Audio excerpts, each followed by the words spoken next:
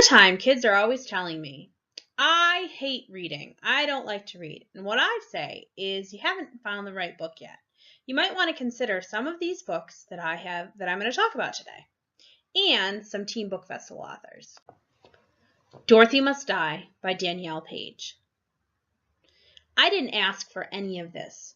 I didn't ask to be some kind of hero. But then your whole life gets swept up by a tornado, taking you with it. You have no choice but to go along, you know.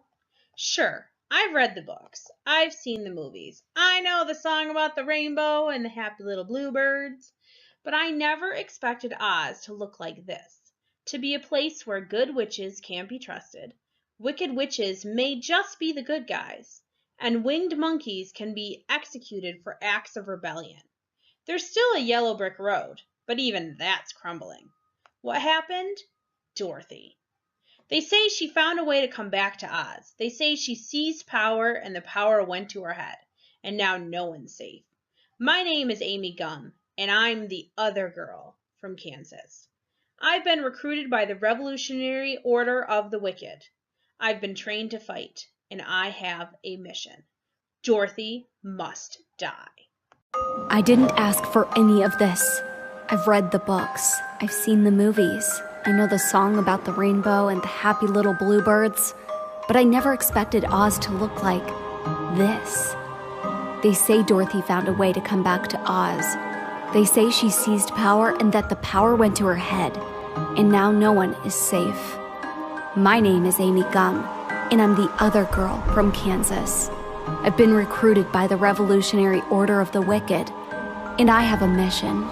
Remove the Tin Woodman's heart, steal the Scarecrow's brain, take the Lion's courage, and then Dorothy must die.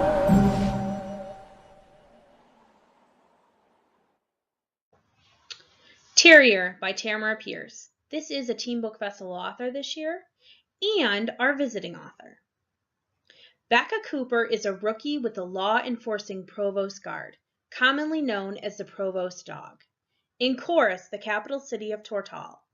To the surprise of both veteran dogs and her fellow puppies, Becca requests duty in the lower city.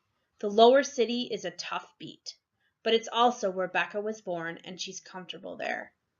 Becca gets her wish. She's assigned to work with Mattis and Clary, famed veterans among the Provost dogs. They're tough, they're capable, and they're none too happy about the indignity of being saddled with a puppy for the first time in years. What they don't know is that Becca has something unique to offer. Never much of a talker, Becca is a good listener. So good, in fact, that she hears that Mattis and Clary never could.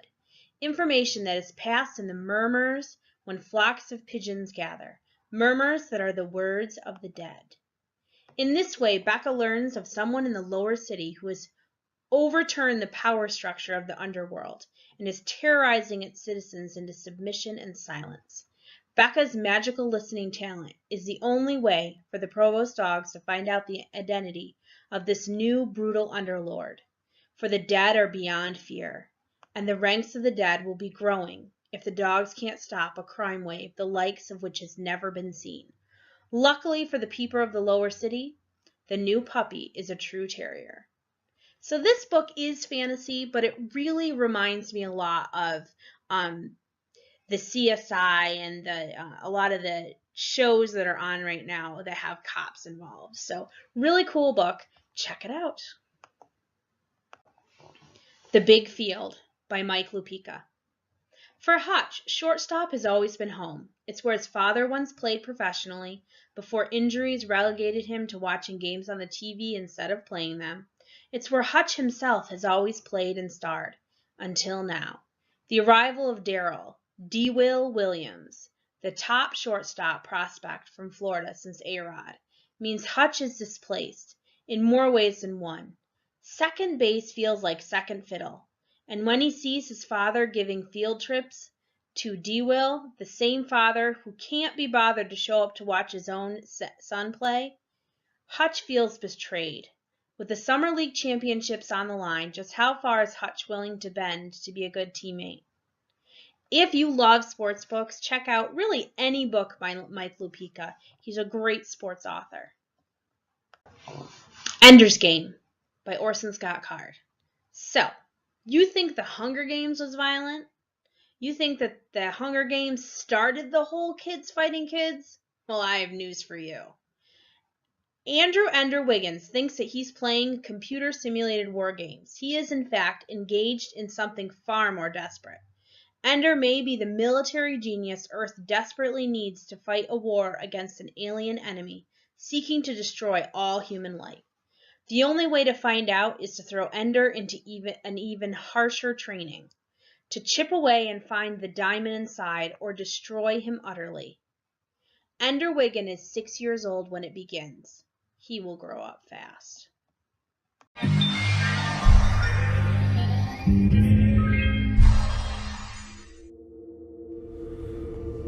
You still think he's the one? This boy has the empathy to think like a Formic, to understand them, anticipate them. He's not ready. You're never ready.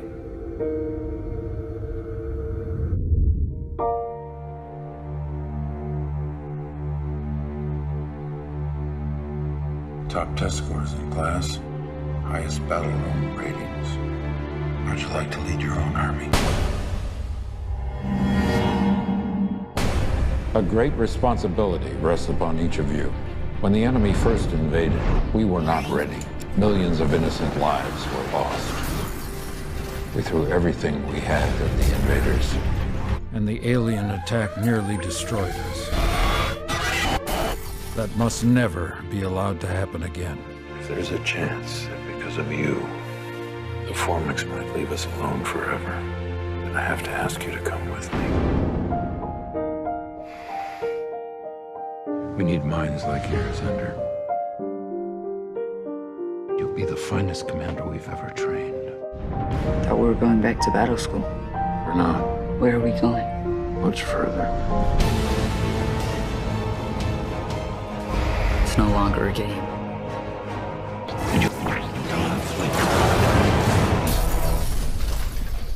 Still think he's not ready? When it's over, what will be left of the boy? What does it matter if there's nothing left at all? War isn't a game where you get to reboot and start over. That can't happen, understand? I'll do everything I can to win. Now!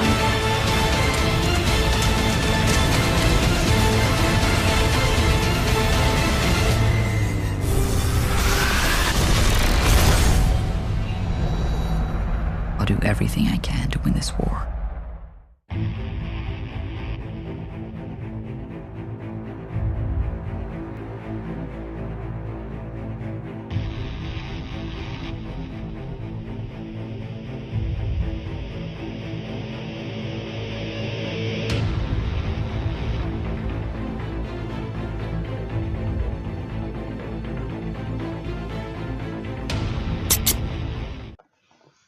The Siren by Kira Cass. So you really liked The Selection. This is Kira Cass's next series. A girl with a secret. The boy of her dreams. An ocean between them. Years ago, Callan was rescued from drowning by the ocean. To repay her debt, she served as a siren ever since, using her voice to lure countless strangers to their deaths. Though a single word from Callan can kill, she can't resist spending her days on land, watching ordinary people and longing for the day that she will be able to speak and laugh and live freely among them again. Callan is resigned to finishing her sentence in solitude, until she meets Akilnai. Handsome, caring, and kind, Akilnai is everything Callan ever dreamed of. Falling in love with humans breaks the ocean's rules, but for the first time in a lifetime of following the rules, Callan is determined to follow her heart. The Siren by Kira Cass.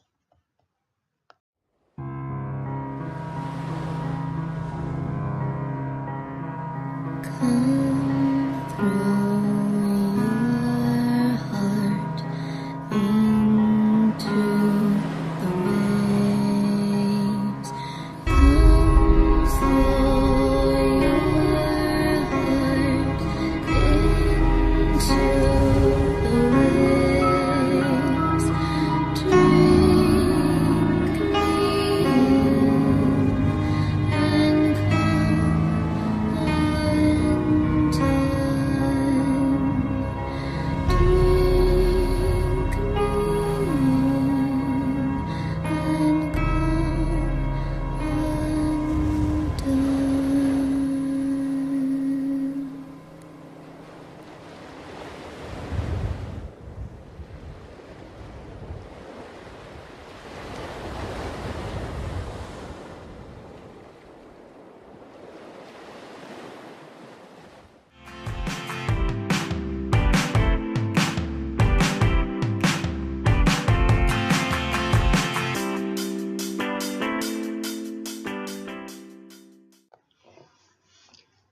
Ashes by Catherine Lasky. Gabrielle Schramm lives in the kind of family that encourages intellectual curiosity and exploration. Her father is a scientist who works with Albert Einstein and loves to probe the mysteries of the universe. As for Gabby, she loves to read, often more than one book at a time, so much that she sometimes gets in trouble for reading novels or poetry when she should be studying. But Gabby has little clue at the start of the story just how contentious reading and books will become over the next several months of her life. It's 1932, and Gabby is starting to realize that things are changing in Berlin. She doesn't understand everything that's going on, but she knows that Hitler's brown shirts, the private army forces known as the Stubenlang, or SA, often take over movie theaters and clubs. That comments belittling the work of Einstein and other Jewish physicists are becoming more popular, and that she herself, with her pale blonde braids, has been receiving more compliments about her appealing Aryan looks. When Abby's older sister becomes romantically involved with a young Nazi sympathizer, and when Einstein starts talking about emigrating to America, Gabby begins to understand the extent of the changes the rising Nazi party will have on her life. But when the Nazis start burning books, some of the very books Gabby treasures, the real horrors of the Nazis come to light. Ashes by Catherine Lasky. The Juvie 3 by Gordon Corman. Gecko Fossey drove the getaway car. Terrence Florian ran with the worst gang in Chicago. R.J. Moran killed someone. All three boys are serving time in juvenile detention centers until they get a second chance at life in the form of Douglas Healy. A former juvenile delinquent himself, Healy is running an experimental halfway house in New York City where he wants to make a difference in the lives of kids like Gecko, Terrence, and RJ. Things are going well until one night Healy is accidentally knocked unconscious while trying to break up a scuffle among the boys. Terrified of the consequences, they drop him off at the hospital and run away. But when Healy awakes, he has no memory of them or the halfway house. Afraid of being sent back to juvie, the guys hatch a crazy scheme to continue on as if the group leader never left. They will go to school, do their community service, attend therapy, and act like model citizens until Healy's memory returns, and he can resume his place with them. But life keeps getting in the way, like when Gecko finds romance, or RJ gets famous, or Terrence starts reverting to his old ways. If the boys are discovered, their second chance will be their last.